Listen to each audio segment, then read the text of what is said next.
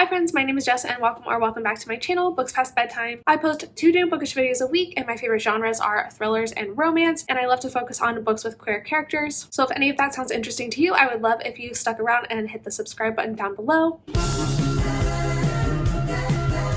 So as you can probably tell from the title of this video, I'm going to be doing my April wrap up today and talking about all of the books that I read in April. April was a comparatively slow reading month for me, but I still managed to read 13 things this month, so not too shabby. I'm not mad about it. Although my average rating for the month was a little lower than usual, so that's a little sad, but I still read some really great things in April. So without further ado, let's just start talking about them. First, as always though, I'm going to go through my reading stats for the month. So this little chart is just an overview. It shows here, like I said, that I read 13 books this month. That totaled 4,020 pages read. I also listened to a few audiobooks, so in total I listened to about 33 hours of audio. My average rating for the month was 3.8 stars. I did acquire some books, both by purchasing books and checking out books from the library, but I was kind of slacking on tracking that this month, so I don't have the numbers as of now. I will probably update it later on, but I don't know what it is right now. I did reread one book, and I also read one Own Voices book, at least, could be more. I don't deep dive into most of my authors' personal lives. There was one book that was very obviously Own Voices that I read this month. In terms of genre, I read 3 contemporary books this month, 2 fantasy books, 1 thriller, and then the remaining 7 were of course romance. As we know, romance is my genre of choice this year, so we're still on the romance kick. The format of the books that I was reading this month was a little bit more balanced than it usually is. I've been tending toward ebooks this year, but this is pretty even. I listened to 4 audiobooks, read 5 ebooks, and read 4 books physically. In terms of audience, I read 9 adult books, 1 new adult book, and 3 YA books. Looking at author identity, I read 11 books by authors who use she, her pronouns and 2 books by authors that use they, them pronouns. As you can see, there's no room for the boys at my table. Just kidding, but not really. In terms of author status, I did read 1 debut book this month, and then 9 of the books were by authors that I had read before, and 3 of the books were by authors that were new to me. Taking a closer look at my ratings for the month, like I said, my average rating was like a 3.8 this month. I did give 3 books 5 stars, 3 books 4.5 stars, 2 books 4 stars, 1 book 3 stars, and then my most popular rating of the month was a 2.5 star, and I gave 4 books a 2.5 star rating, which is sad, but it is what it is. All right, those are all the stats I have for you this month. My habit tracker is not updated, so I'm not going to be throwing it in this video most likely, but hopefully I will do better with that in May. Alright, now on to the actual books that I've read. I'm going to do this similar to how I've done it in the past couple of months, and we are going to go in order from worst to best. So I'm going to start with the book that I liked the least that I read this month, and then go all the way up to my favorite book of the month. We're ranking them, so make sure you stick around to the end of the video to find out what my favorite book of April was. Coming in last place is unfortunately Everyone Dies Famous in a Small Town by Bodysuit Hitchcock. This is a YA contemporary. It's a short story collection, and it follows these short blips in time of all of these young adults whose lives are somehow like interconnected, like they share a family member, they encounter each other, and it's just a lot of different people dealing with a lot of different life things. It really was not about anything in particular. It was mostly just little vignettes of these people's lives. I actually had this book on NetGalley, and I requested it originally because I really loved Bonnie Sue Hitchcock's previous novel, The Smell of Other People's Houses, and it was similar in style in that it was a story of a couple different people whose lives interconnected in this interesting way. That story though was more of a novel, whereas this one was more of a short story collection. So this one, the lives of the characters felt much more disconnected, and I don't know, I listened to this on audio. I read it in a single day. It's a really short audiobook. It's only 5 hours long, like real-time speed, but it honestly really didn't leave much of an impression on me. I didn't have a lot of emotional reaction to it, and honestly I mostly forget what happened, even though this was the last book that I read this month. I literally read it a couple days ago, and I really don't feel like I have any thoughts about it, so that's why I got that very average rating of a 2.5 star. In second to last place, might be a little controversial, but I'm gonna put A Court of Thorns and Roses by Sarah J. Maas in this spot.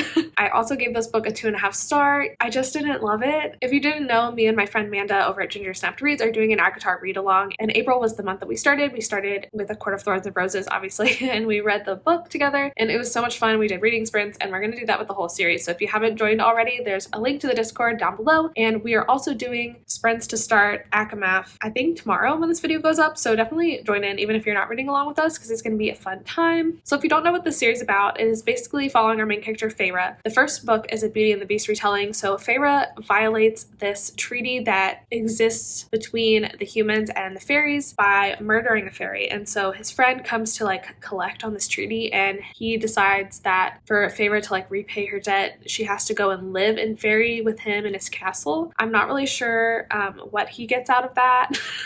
It doesn't make a whole lot of sense, the setup to this book and like the reasons behind everything. It comes to fruition later on, but it's a little flimsy in the beginning. And basically nothing happens in this book. It is just Feyre simply vibing in the castle and having main character syndrome. Literally nothing happens. There's not a single speck of plot until like chapter 25 or something, the last like 100 pages of the book. And I will give it to that thought, like entire 2.5 stars came from the last 100 pages of the book, because once this book finally found its plot and found its groove, it got really good. Like the ending was so exciting, so thrilling. Feyre has to like go through all of these challenges and like there's all kinds of action. I don't want to say too much because I don't want to spoil it, but you come to find out like the reasons behind everything that's been going on to the book leading up to this. I really will stand by the fact that I don't think we needed all that lead up, that this book could have been way shorter, or it could have started much closer to the action. And then we don't even meet like I think the main ship or love interest until the very end of this book. I was going into this thinking it's a fantasy romance, it's going to be a little bit spicy, and no, not at all. Hopefully that will come in later books in the series. But this one, although I loved the ending, the rest of it was just so boring that I could not justify rating this any higher than a 2.5 star. So it got a 2.5 star, and because it was mostly boring, it's towards the bottom of my list. My next least favorite book of the month was Such a Quiet Place by Megan Miranda. I was trying to look up on Goodreads the name of the main character of this book. It's not in the description, and I don't remember it from reading this book, so sorry, I don't remember the main character's name. But anyway, the story doesn't really focus on the main character anyway. It focuses more on this character named Ruby. And Ruby has been gone from this small town for like a year because she was convicted of murdering some of their neighbors. She managed to fight her conviction and it was overturned and she was released. And now she is back in town. Everyone is terrified of her because everyone like truly believes that she committed the crime. It just got off on a technicality. And then some more strange things start to happen and people wonder if Ruby is behind it or if really they never had the right killer in the first place. So this book had a really interesting concept and setup, and it like the small town vibe was really fun. It did have those like red herring elements where you're like doubt yourself at every turn and like are not sure who is actually behind everything. But in the end, it was honestly pretty underwhelming. And the ending itself was honestly just like a really big letdown. It just really fizzled out. And I hate when thrillers do that. Like I really want the ending to be some like big dramatic excessive thing. And this really was not that. And I was just overall let down by this one. I don't have a lot of thoughts. I don't remember it very well. It's definitely not a memorable book for me. Although it like was fun during the process of reading it. And it really was just the ending that sucked really bad.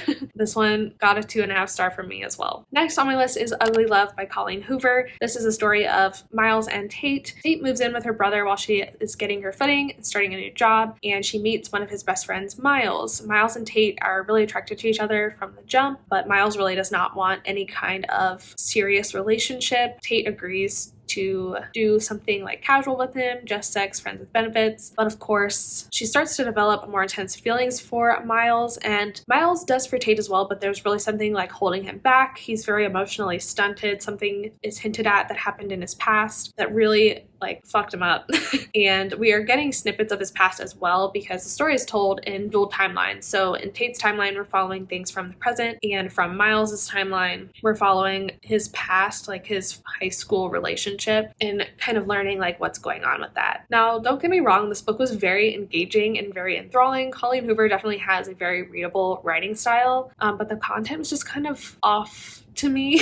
So I really liked the story that happened from Tate's point of view. And I feel like if the whole story had been told from Tate's point of view, I probably would have liked it a lot better. But Miles's chapters were they grated on my nerves so hard because you could really tell it was written in 2015. The writing style was so juvenile and very repetitive and written like a poem.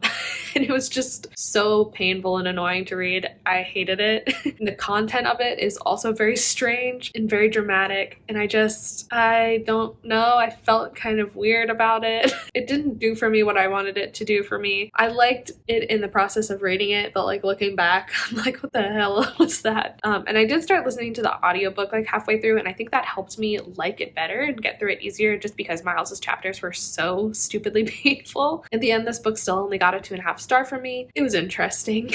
Next on my list is In Deeper Waters by F.T. Lukens. I've been excited about this book for a long time, but honestly, it was a little bit of a letdown. This is a YA like fantasy romance, I guess, following our main character Tally. Tally is like 4th or 5th in line to the throne. He's a prince, and he's going on this like world tour before he has to assume his princely duties. You know how it is. While he's on this coming of age tour, he meets this boy named Athlin. Now Athlin is they find him on like an abandoned ship and rescue him, but then he escapes overboard, but Tally like can't get him out of his mind, and then he runs into him again at this like port city that they're at, and Tally keeps like getting in trouble and getting kidnapped, and Athlin saves him, and they have this romance. I feel like this book had a lot of potential, but the execution was just not there for me. I was honestly bored most of the time. It took me a really long time to read this book because it never ever grabbed me at any point. The plot was just kind of like meandering and all over the place. Too much was happening. This book didn't have a focus, and it didn't have like a clear climax and rising action and all like the components of a story that you learned about in English class. I feel like were not present in this book because it just felt like one note the whole time. Even though exciting and interesting things were happening, it just was read very slow, and like the stakes didn't feel very high. So much more could have been done with this story, and I never connected to it, I think, is the problem. So it had elements that I liked. I liked Tally and Athlin as characters, and I liked the concepts and ideas of the story, and I don't think the writing was bad. I just had trouble connecting to it, and in the end found it slightly boring. So this book got 3 stars for me. It was cute, but it just wasn't more than a 3-star read. Next on my list is probably Regretting You by Colleen Hoover. This was one of my more successful Colleen Hoover reads. I probably would give this like a 4-star, a 4.25. I really enjoyed this one. In this book, we're following Morgan and Clara. Clara is Morgan's 16-year-old daughter. Morgan and Clara have never been like the closest mother-daughter duo, but when Chris, who is Morgan's husband, Clara's dad, passes away in this tragic car accident, it creates like more turmoil in their life and in their relationship. At the same time, they're also learning that Chris might not have been the person either of them thought he was, which is really very difficult and very hard to deal with, especially now that he's gone and it can't be addressed in any way. So there are all these really complicated family dynamics that this book is about, which I have found in reading more of Colleen Hoover's stuff is what I really like about her works. It's not necessarily the romances that get me, it's all of these like family dynamics and looking at a really hard situation in a different light that I really like from her. So I think that's why I really connected to and liked this one. Although this book does have romances, both Morgan and Clara have their own like separate romances that are a part of this story, and I really liked each of them individually as well. But for me, the standout parts of this book were the family issues and just like the life things, the life lessons taught in this book. This book was painful to read. It was very sad in some parts, but it was a really good read. I really liked this book a lot. Next on my list is Love and Other Disasters by Anita Kelly. This is a queer romance book following our main characters, Delilah and London, who are both on this cooking competition show. Honestly, this book was written for me. I love cooking competition shows. Like the Food Network is my jam, and I love queer romances, so there was no way that this book could have been bad for me. I loved it so much. Delilah and London were so precious together. London is a non-binary character, which I love because I feel like we don't see them enough in books in general, and especially not in romances, especially like rom-coms like this. London and Delilah also have the grumpy sunshine trope going on, which was like chef's kiss. I loved it so much. London is so grumpy, especially when they first meet Delilah. Delilah's really like put off by them at first because they're like, why are you so rude? But London's just like being London, and really London is just like so smitten and so sweet to Delilah the whole time. And the smut was really good, and I really liked that London was never like called the wrong pronouns ever, like even by this horribly transphobic character. Even though it was implied that they called them the wrong pronouns, it was not on page, which was, I don't know, it was just cool. I feel like this book definitely touched on transphobia, but it did it in a way that didn't feel heavy, which I feel like it's good to see happy queer characters and happy relationships, and I just loved that about this book. I thought it was so cute. I gave it 4.5 stars. I read it in a single day. I ate it up. I really loved it. Next on my list is Master of Mayhem by Saxon James. This is the second book in Saxon James's Frat Wars series, and this book follows Brandon and Robbie, who are in the same frat as Chad from the first book. And honestly, it was just so cute. The whole concept is that Robbie, who is like the life of the party, kind of has a bisexual awakening when his brother Chad from the first book gets into a relationship with Bailey. Maybe this is something that I might be into. So he really wants to kind of like experiment and try out whether or not he wants to be with a guy. And he's like going around and asking his frat brothers who would be down because he's a mess. Brandon, who's like the risk chair and one of his best friends in the fraternity, doesn't really agree, but kind of gets like dared into doing it in a way. But he is into it. This book has one of the hottest first kiss scenes ever. Okay, my phone died, so hopefully the angle is not too different, but we're back. Anyway, Master of Mayhem, one of the best first kiss scenes ever. It is so hot. I loved it so much. And Robbie and Brandon are just so funny together. They start off as friends, so I really like that like friends to lovers vibe. They also like are just trying to do something casual at first because Robbie is very like anti-relationship, so it's got that failed casual relationship trope, which for some reason I really love. Now that I've started reading more romance, I find that that's something I really gravitate towards. So I loved that about this book. And overall, I just found it hilarious. Is it a literary masterpiece? No. Is it stupid as hell? Yes. Did I still love it? Yes. 5 out of 5 stars from me. And my almost favorite thing that I read this month was the Monstrous series by Lily Mayne. I read books 1, 2, 3, and 3.5, the novella. So I read quite a bit of this series this month, and I loved every single book so freaking much. So good. The series is so good. I am obsessed with it. Basically, the series is a monster romance series. It's set in a post-apocalyptic United States, and the apocalypse happened when this tear between worlds opened and all of these monsters from this other world poured into the world and started wreaking havoc. And when this happened, the military kind of took over the US. The whole population lives in these like crowded cities along the coast, and it's really like dismal living. The middle of the country has become like this wasteland. No one really lives out there except for these people called raiders who they don't want to join the military and they don't want to live in the cities. So they kind of just go off on their own to do their own thing, be independent. So the first book in the series is called Soul Eater, and in it we're following our main character Danny, who is a soldier in the military because he didn't really know what else to do with his life. He's really young and kind of knows that he does not want to be in the military, but he doesn't have very many other options. So he's just doing what he's got to do. And him and his squadron are kind of sent as like the front lines to go to deal with this monster called the Soul Eater, who everyone thinks is just like randomly mass murdering humans for no reason. Really, he's a good guy, but that's what they think. And so the military is going to try and kill them and capture them. The military also likes to capture monsters to hold and like study. The Soul Eater, for some reason, sees in Danny that Danny does not want to be there. And so he kills every soldier except for Danny, and then lets himself be captured by the military. And then the military is like questioning him, but he refuses to talk to anyone but Danny. He keeps like bribing the military guys to have Danny like be the one that's talking to him, and he won't say anything to anyone else, and he just like wants to learn a little bit more about Danny. Things go from there. So I wasn't totally sold on this series before I started reading it, but once I started reading it, I was immediately hooked. I really love it so much. The dynamics between the Soul Eater, whose name is Wynn, and Danny in the first book are just like so good. There is very strong like touch him and you die things. Danny is like a very like innocent character, and all Wynn wants to do is protect him. I love that shit so much. I eat it up. Like a monster romance being one of the sweetest things I've ever read in my life is just mind-boggling to me, but it really was. It was so good. And I really like the apocalyptic setting. I haven't read something like that in a long time, so it was kind of fun and felt like almost nostalgic to be reading something like that. And honestly, the series is just really well done. It's really well written. All the characters are great. All of the books are interconnected. So we meet Eden in this book, who is the monster who romances a human in the second book. And then we are told about this monster called the Reek, who is in the military like holding place where they take Wynn in the first book, and we get to know him in the third book. The third book is actually my absolute favorite. The Reek, his name is Ori, and his human, they're so cute together. Oh my god, there's like so much pining, and they're so sweet, and they're both really shy. My heart, oh my god.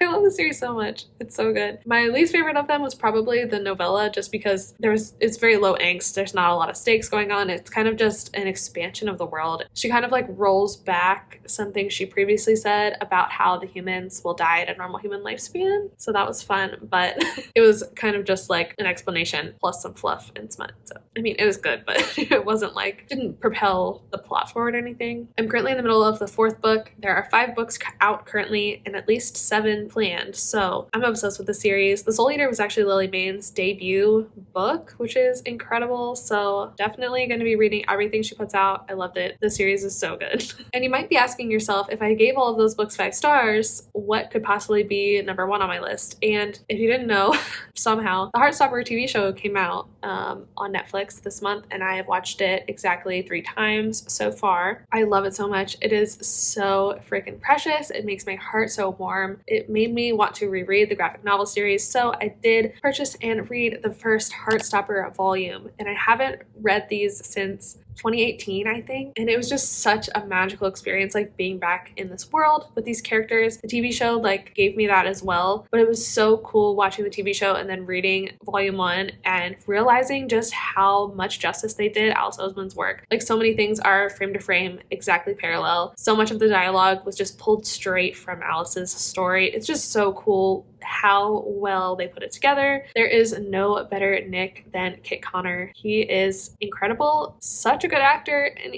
he just brings so much life to Nick, who's like my favorite character. I love him so much. He's such a precious baby.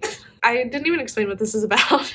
Heartstopper is basically a YA graphic novel series by Alice Oseman, following the progression of Nick and Charlie's relationship, as well as the relationships of their friends in high school. I don't know what it's called in England. They're in high school, but it deals mainly with sexuality and coming out and having like your first queer relationship, as well as just all kinds of other issues that teenagers face. At the end of the day, it's really light and fluffy and just heartwarming to read. And this book, like if I could give it 6 stars, I would. It's one of my favorites of all time. It just is so sweet and beautiful, and I just wish I could live in it. Like that's what it is at the end of the day. I wish I could live in this story. I love it so much. Nothing will overtop it. God, I love it so much. I want to reread it immediately. Have all the other volumes ordered. They're coming to me. I can't wait. Those are all of the books that I read in April. Please let me know in the comments down below what your favorite book you read in April was. I would love to know. But that's going to be all from me today. Definitely like this video and subscribe below if you would like to see more bookish content from me. Also check out the description. I always have fun links in there. I always link all the books I talk about, and I also have linked to all of my other social media like Goodreads. You can also follow me on Instagram, and I also have all the Discords and things from my book clubs that I'm a part of down there as well. So thank you again so much for watching this video, and I will see you in the next one. Bye!